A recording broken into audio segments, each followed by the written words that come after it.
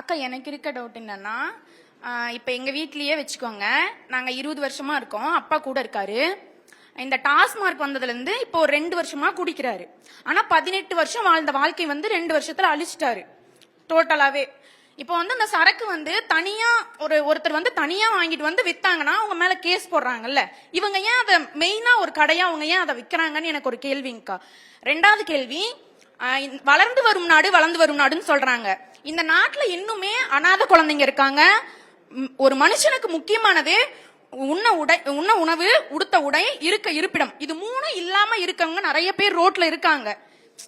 இதையவே பார்க்காம இவங்க வளர்ந்து வரும் நாடுன்னு எதை வச்சுக்கா சொல்றாங்க? ஒரு மனுஷனுக்கு மெயினானது இது மூணு தான். இது மூணுமே இல்லாம இருக்க மனுஷங்களை பார்க்காம ஏன் இருக்கிறவங்களுக்கு நிறைய செய்யறாங்க, இல்லாதவங்களையும் கொஞ்சம் பார்க்கலாங்கிறது தாங்க என்னோட கேள்வி. ஓகே, அவங்க கிளாப் பண்ணுங்க. இப்ப சமுதாயத்துல பெரும்பாலான வீடுகள்ல இருக்கக்கூடிய ஒரு பெரிய பிரச்சனை இந்த டாஸ்மாக் பிரச்சனை. யாருமே இல்லைன்னு மறுக்க முடியாது. யாருடைய குடும்பம் எல்லாம் அல்லது பக்கத்து வீட்டு குடும்பம் அல்லது என்னுடைய உறவினர் குடும்பம் டாஸ்மாக்னால பெரிய அளவுல பாதிக்கப்பட்டிருக்குன்னு யாரெல்லாம் சொல்லுவீங்க? கை தூக்குங்க ப்ளீஸ். நீங்க பாதிக்கப்பட்டிருக்கீங்கன்னு சொல்லல, நீங்க கண்ணால பாத்துருப்பீங்கல்ல. டாஸ்மாக்னால பெரும்பாலான குடும்பங்கள்ல பிரச்சனை இருக்கு, அப்படித்தானே? டாஸ்மாக்னால கோரஸ் வேணாம், அமைதி அமைதி அமைதி அமைதி அமைதி இண்டிவிஜுவலா இருக்கு. தம்பி அமைதி. நான் சொல்றது நல்லா கவனிங்க. இப்ப டாஸ்மாக்னால என்ன பிரச்சனை ஏற்படுதுன்னு சொன்னாங்க. தங்கச்சி ஒரு நல்ல கேள்வி கேட்டாங்க. இப்ப வெளியில வந்து யாராவது சாராயம் வித்தா போலீஸ் பிடிச்சிட்டு போயிடுறாங்க, அப்ப அரசாங்கமே வந்து சாராயம் வைக்கலாமா, டாஸ்மாக் வைக்கலாமா, தப்பு இல்லையா அப்படின்னு ஒரு கேள்வி கேட்டாங்க. நல்ல கேள்வி, நியாயமான கேள்வி. ஆனா எல்லாருக்கும் ஒரு புரிதல் ஏற்படணும் அப்படிங்கிறதுக்கான ஒரு சின்ன விளக்கம் தான் இது. முன்னாடி எல்லாம் டாஸ்மாக் கிடையாது. டாஸ்மாக் இல்லாத அப்ப என்ன ஆகும் அப்படின்னா, ஊர்ல யாரு வேணா கள்ளச்சாராயம் காய்ச்சி விற்பாங்க. இப்ப சமீபத்துல கூட கள்ளக்குறிச்சினா என்ன உடனே ஞாபகம் வருது நமக்கு? கள்ளச்சாராயம் குடிச்சு எத்தனை பேர் இருந்தாங்க? எத்தனை பேரு? 102 பேரு. ஓகே, 68-70 பேர் கிட்ட இறந்தாங்க. ஓகேங்களா? கள்ளச்சாராயம் குடிச்சு. என்னன்னா அதுக்கு வந்து ஒரு மிக்சிங் ரேஷியோன்னு இருக்கும். நம்ம கெமிஸ்ட்ரியில சில விஷயங்கள் படிப்போம்ல, எந்த கெமிக்கலை எந்த கெமிக்கலோட சேர்க்கணும், எவ்வளவு ரேஷியோ அப்படின்னு சொல்லி ஒரு கணக்கு இருக்கும். ஆனா கிராமத்துல கள்ளச்சாராயம் காய்ச்சக்கூடியவர்களுக்கு அந்த ரேஷியோ எல்லாருக்கும் தெரிஞ்சிருக்காது. இதுதானே அள்ளி போடுவோம், இது கொஞ்சம் அள்ளி போடுவோம் அப்படின்னு அள்ளி போட்டு ரெடி பண்ணிடுவாங்க. மெத்தனாலா மாறும். இந்த மாதிரி கெமிக்கல் ரியாக்ஷன்ஸ் நிறைய மாறிடும். ஓகேங்களா? அதுதான் விஷச்சாராயமா மாறிடுறது.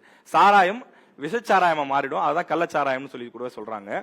கண் பார்வை போயிடும், கை கால் செயலிழந்துரும், சில நேரங்கள்ல உயிரே போயிடும் அதோட வீரியம் அதிகமானா.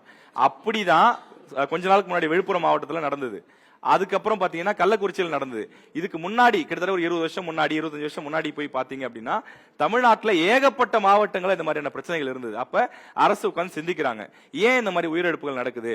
மாசத்துக்கு ஒண்ணு இல்ல 10 நாளுக்கு ஒரு 10 பேர் 20 பேர் 100 பேர் இறந்துட்டே இருப்பாங்க.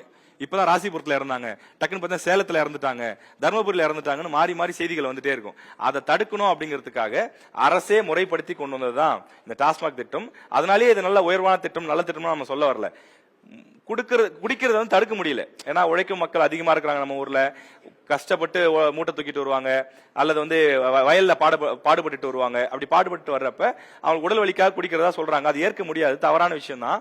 இன்றைய இளைஞர்கள் நாம வந்து ஒரு சபதம் எடுத்துக்கணும். நாம அந்த தவறான பாதைக்கு செல்ல மாட்டோம், நான் குடிப்பதற்கு செல்ல மாட்டேன், அல்லது என்னுடைய நண்பர்களை குடிப்பதற்கு அனுமதிக்க மாட்டேன் அப்படிங்கிற உறுதிமொழியை நீங்களே உங்க மனசுக்கு ஏத்துக்கோங்க.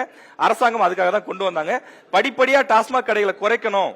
ஏற்கனவே குடிச்சிட்டு இருக்கிறவங்களை அதை ஒரு மீட்பு இடங்களுக்கு கொண்டு சென்று, மறுவாழ்வு மையங்களுக்கு கொண்டு சென்று அவர்களை வந்து மீட்டு கொண்டு வரணும் அப்படிங்கிற கோரிக்கையும் தொடர்ந்து இருந்துட்டு தான் இருக்கு. அது தொடர்ந்து தமிழக அரசினுடைய கவனத்துக்கு இந்த நிகழ்ச்சியின் மூலமா நம்ம கொண்டுட்டு போறோம். இன்றைய இளைஞர்கள் டாஸ்மாக் கடைகளை கடுமையாக எதிர்க்கிறார்கள். பல குடும்பங்கள் டாஸ்மாக் கடைகளால் அல்லது இது போன்ற கள்ளச்சாராய கடைகளால் பாதிக்கப்பட்டிருக்கிறார்கள் அப்படிங்கறதையும் நம்ம இதை பதிவு பண்றோம்.